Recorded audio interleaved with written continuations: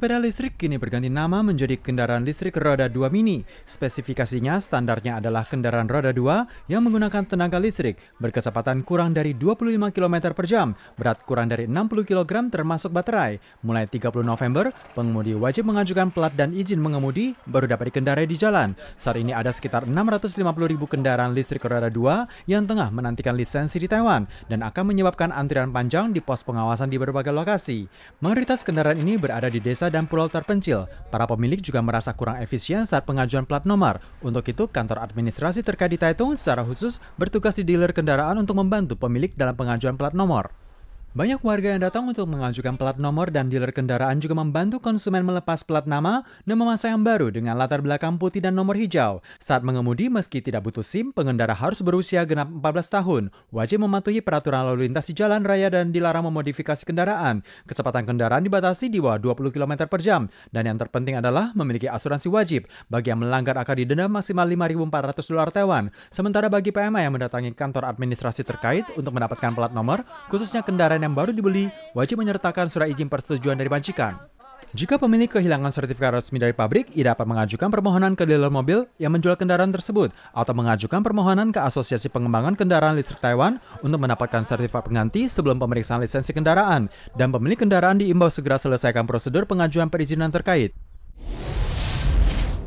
Pameran Sains, Teknologi Medis, dan Kedokteran ke-6 digelar tanggal 1 Desember dengan diikuti lebih dari 2.600 stand dalam dan luar negeri yang mencakup bidang perawatan medis, informasi dan komunikasi, dan biomedis. Melalui sambutannya, Presiden Tsai Ing-wen menekankan dunia telah terkena dampak pandemi selama lebih dari 2 tahun. Namun upaya pemasaran global industri biomedis Taiwan tidak pernah berhenti dengan menargetkan negara-negara termasuk dalam kebijakan menuju Selatan Baru.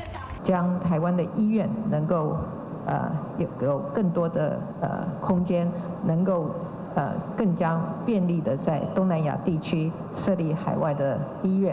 Presiden menjelaskan dalam menghadapi restrukturasi mata rantai industri pasca pandemi, target utama Taiwan adalah mampu mempercepat integrasi industri bidang medis. Sebenarnya Jepang juga telah memperlonggar peraturan investasi pembangunan rumah sakit di luar negeri. Komunitas medis Taiwan tidak memungkiri bahwa setelah pendirian rumah sakit akan fokus pada ekspor bahan medis dan industri biomedis yang merupakan keunggulan Taiwan, diharapkan mampu menjadi peluang bisnis yang stabil.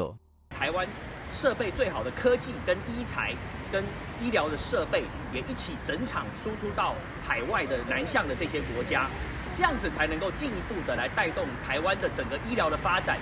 Kementerian Kesehatan dan Kesejahteraan MHW telah mempersiapkan perbaikan peraturan medis pada tahun ini, meminta badan hukum terkait untuk mengubah teknologi penelitian dan pengembangan biomedis menjadi model bisnis yang diprediksikan akan secara positif membantu pemasaran global Taiwan di masa mendatang.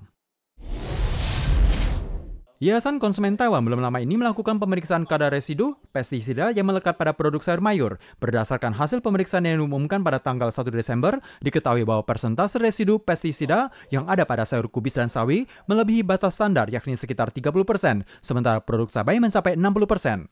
Mengenai laporan ini, UN Eksekutif menyatakan akan memperkuat pemeriksaan di masa mendatang. Sedangkan Dewan Pertanian atau CEWA menekankan bahwa Institut Obat dan Racun Taktri telah mengembangkan teknologi deteksi cepat yang mirip dengan spektrometri massa, yang dapat dengan cepat mendeteksi residu pestisida dalam waktu sekitar 10 hingga 15 menit, sehingga produk yang tidak memenuhi syarat dapat segera dihentikan pemasarannya. CEWA menekankan guna menurunkan resiko residu pestisida akan menggunakan metode uji tes dengan nama asli, pengontrolan oleh pakar, sehingga keamanan produk makanan masyarakat dapat terjaga.